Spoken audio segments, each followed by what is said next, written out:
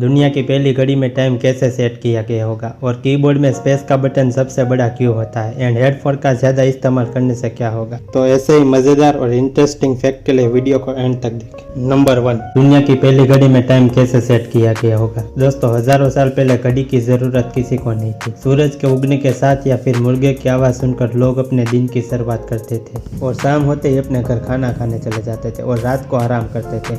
किसी को टाइम की कोई जानकारी नहीं हुआ करती थी।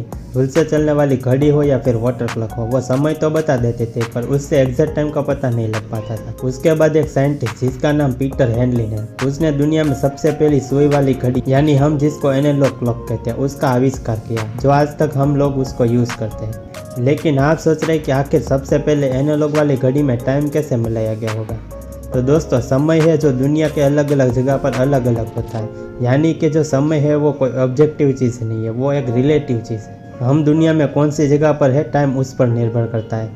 19वीं सदी के स्टार्टिंग में समय हर जगह अलग अलग होता था और यही नहीं, सिर्फ अमेरिका में 75 प्रकार के टाइम जोन होते थे। फिर एक इंजीनियर ने पूरी पृथ्वी को एक परफेक्ट टाइम जोन में लेने का डिसीजन लिया और इस इंजीनियर का नाम था सैनफोर्ड फ्लेमिंग। साल 1884 में अमेरिका में एक कॉन्फ्रेंस हुई जिसमें पूरी पृथ्वी को अलग अलग 24 टाइम जोन में रखा गया और उसके आधार के लिए इंग्लैंड के ग्रीनविच को 0 यानी 0 में रखा गया। इस जगह से समय 12 घंटे आगे या 12 घंटे पीछे हुआ करता था।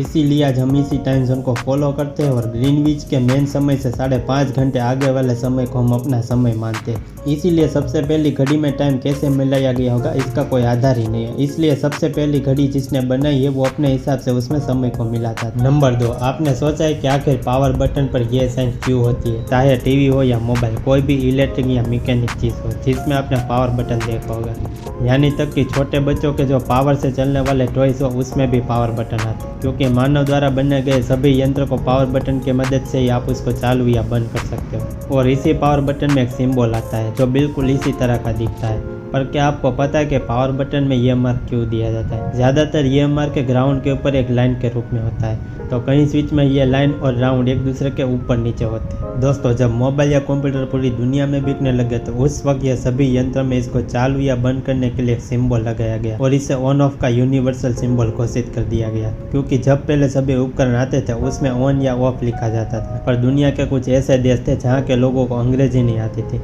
इसीलिए सभी उपकरणों के ऑन ऑफ वाले बटन में यह साइन दिया गया ताकि सभी को यह समझने में आसानी रहे कि यह इसका पावर बटन है। दोस्तों, अब आप सोच रहे हैं कि आखिर यही सिंबल क्यों दिया गया, तो मैं आपको बता दूं कि बाइनरी नंबर सिस्टम में एक नंबर को ऑन और 0 नंबर को ऑफ का आधार पर दिया गया। आपने कई यंत्रों में एक इस तरह की स्विच को देखा होगा जिसमें 0 और 1 नंबर जो एक दूसरे के ऊपर नीचे रहते हैं, और हमारे जो उपकरण है उसमें यह स्विच को हम ऊपर नीचे करके इसको ऑन या ऑफ कर सकते हैं। पर जो हमारे मोबाइल फ़ोन हो या रिमोट हो या फिर कोई और टॉय हो जिसमें सिर्फ उसको ऑन या ऑफ करने के लिए एक ही बटन दिया जाता है, जिसको स्विच की तरह ऊपर या नीचे नहीं किया जा सकता, इसीलिए इस बटन में 0 और 1 को मिला दिया और इसको ऑन ऑफ का यूनिवर्सल साइन माना गया। नंबर 3, क्या हवा भी बेची जा सकती है। जी हाँ दोस्तों, अभी तो हमारे देश भारत में ऐसा नहीं है, पर कुछ ऐसे देश है जहाँ हवा का बिजनेस होता है। दरअसल पृथ्वी पर हमें फ्रेश हवा हो या पानी हो या फिर सूरज की रोशनी हो, ये तीनों चीज हमें फ्री में मिल जाती है, इसलिए हमें इसकी कोई वैल्यू नहीं है। आप देखें तो आज के दिनों में जो पहले फ्री में मिलने वाला शुद्ध पानी भी हमको पैसे देकर खरीदना पड़ता है, क्योंकि इसका मेन रीजन ये है कि हमारी पृथ्वी पे पीने लायक शुद्ध पानी बहुत कम मात्रा में है और जो पानी है उसको हम इंसानों ने कई प्रकार से गंदा करना यानी कि प्रदूषित करना चालू कर दिया है। इसीलिए आज हमको शुद्ध और अच्छा पानी पीने के लिए पैसे देने पड़ते हैं। और हैरानी तो ये है कि जिस तरह हम पानी को गंदा कर रहे हैं उसी तरह हम अपने पृथ्वी की हवा को भी पॉल्यूटेड कर रहे हैं। आज आप देखो तो बड़े से बड़े शहरों में लोगों को गंदी हवा से कितने प्रकार के रोग और बीमारियां होती है, क्योंकि वहाँ की जो हवा है वो फैक्ट्री और वाहनों से निकलने वाले धुएं से बिल्कुल खराब हो जा रही है। यह प्रक्रिया लगातार बढ़ती जा रही है और यह मुसीबत सिर्फ हमारे देश में ही नहीं, दुनिया के ज्यादातर देश इसी मुसीबत का सामना कर रहे हैं। जिस तरह शुद्ध और पीने लायक पानी बिकता है, इसी तरह जब हमारी पृथ्वी की हवा भी प्रदूषित होने लगी तो वो दिन दूर नहीं कि जब इंसान को सांस लेने के लिए शुद्ध और फ्रेश हवा का भी पैसा देना पड़े। तो अब आते हैं हमारे मेन टॉपिक के ऊपर कि आखिर हवा को कैसे बेचा जा सकता है। दोस्तों जुआन कार्लोस एल्वाराडो नाम का एक लड़का है जो कि कोलंबिया देश के मेडेलिन राज्य का रहने वाला है। इस जगह को सिटी ऑफ इंटरनल स्प्रिंग भी कहा जाता है क्योंकि यहाँ पूरे साल बेहतरीन मौसम रहता है। ऐसे में जुआन ने अपने शहर की हवा को बोतल में बंद मीलों दूर ले जाकर बेचना शुरू किया। जुआन का कहना है कि हम मेडेलिन की खास हवा को स्टोर करते और इसे नेचुरल स्वरूप में ही बेचते, इसका शुद्धिकरण नहीं किया जाता। जुआन का कहना है कि उन्होंने कांच की बोतलों में हवा को भरने की अनोखी टेक्नोलॉजी बनाई। इससे 15 से 30 मिनट के अंदर ही 100% कुदरती हवा बोतल में भर जाती है। चीन जैसे देश में पहले से ही बोतलों में बंद करके ताज़ी हवा बेचने का ट्रेंड चल चुका है और जुआन कार्लोस नाम का ये लड़का मेडेलिन सिटी की शानदार हवा को छोटी सी बोतल में देकर 400 रुपये लेता है और इसका यह धंधा हिट हो चुका है।